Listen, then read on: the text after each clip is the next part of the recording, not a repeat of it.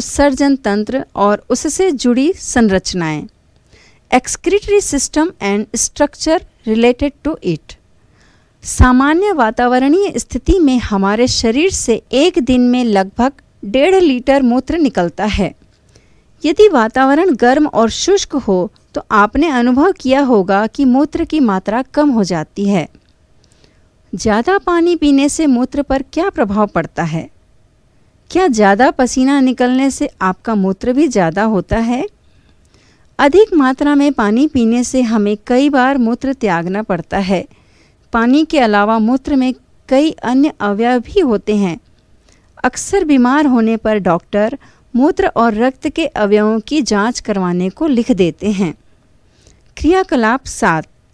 आइए हम एक व्यक्ति के जांच रिपोर्ट के कुछ आंकड़ों का अवलोकन करके उसके रक्त और मूत्र के कुछ अवयवों की तुलना करते हैं। सारणी 1, रक्त और मूत्र की तुलनात्मक अध्ययन हेतु कुछ आंकड़े। रक्त और मूत्र में हम ग्लूकोज, यूरिया, यूरिक अम्ल तथा कुल प्रोटीन जैसे अवयवों का तुलनात्मक अध्ययन करेंगे। ग्लूकोज की रक्त में सामान्य सीमा 70 से 100 मिलीग्राम प्रति डेसीलीटर होनी चाहिए, लेकिन परिणाम आया 82 मिलीग्राम प्रति डेसीलीटर। इसी तरह मूत्र में सामान्य सीमा 50 से 80 मिलीग्राम प्रति डेसीलीटर होनी चाहिए, लेकिन परिणाम आया 65 मिलीग्राम प्रति डेसीलीटर। इसी तरह यूरिया की रक्त में सामान्य मात्रा 15 से 40 मिलीग्राम प्रति डेसीलीटर होनी चाहिए, लेकिन परिणाम आया 29 मिलीग्राम प्रति डेसीलीटर। और मूत्र में सामान्य मात्रा 20 से 30 मिलीग्राम प्रतिदिन होनी चाहिए, लेकिन परिणाम आया 35 मिलीग्राम प्रतिदिन। यूरिक अम्ल की रक्त में सामान्य मात्रा 3 से 5 मिलीग्राम प्रति डेसीलीटर होनी चाहिए, लेकिन परिणाम आया 7.5 मिलीग्राम प्रति डेसीलीटर। इसी तरह मूत्र में 600 मिलीग्राम प्रतिदिन होनी चाहिए, लेकिन परिणाम आया 800 मिलीग्राम प्रतिदिन। कुल प्रोटीन जैसे अवयव की रक्त में सामान्य मात्रा 6 से 7.5 ग्राम प्रति डेसीलीटर होनी चाहिए, लेकिन परिणाम आया 7.2 ग्राम प्रति डेसीलीटर। तथा मूत्र में 0.1 ग्राम प्रतिदिन से कम आना चाहिए, लेकिन परिणाम आया 0.9 ग्राम प्रतिदिन।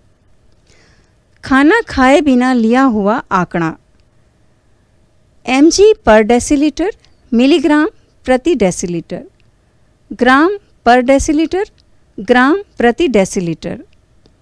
रिपोर्ट देखकर बताइए कि उपरोक्त व्यक्ति के मूत्र में किन अवयवों की मात्रा सामान्य मात्रा से अधिक है। रक्त में कौन से अवयव की मात्रा सामान्य मात्रा से अधिक है? क्या मूत्र में भी ऐसा ही है? मूत्र में पाए जाने वाले अवयवों की मात्रा ग्रहण किए गए भोजन के प्रकार और उसकी मात्रा पर निर्भर करती है।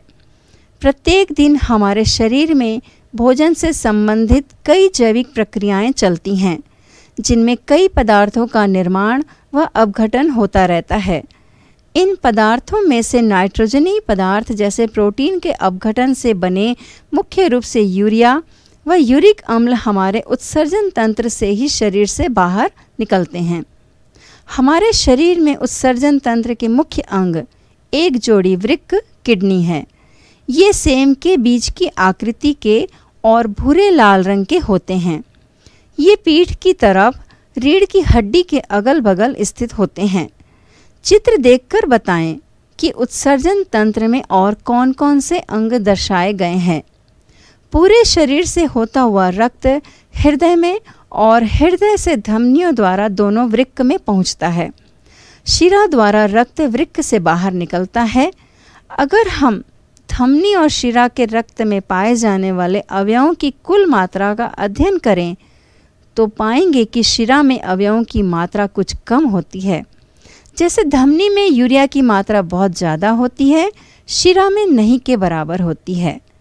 क्या आप जानते हैं, एक वयस्क व्यक्ति में एक दिन में लगभग 170 लीटर रक्त वृक्क से होकर गुजरता है, जिसमें से लगभग 1.5 लीटर मूत्र ही बनता है। शेष द्रव का अधिकांश भाग पुनः रक्त वाहिनियों में अवशोषित होकर रक्त में बहता है।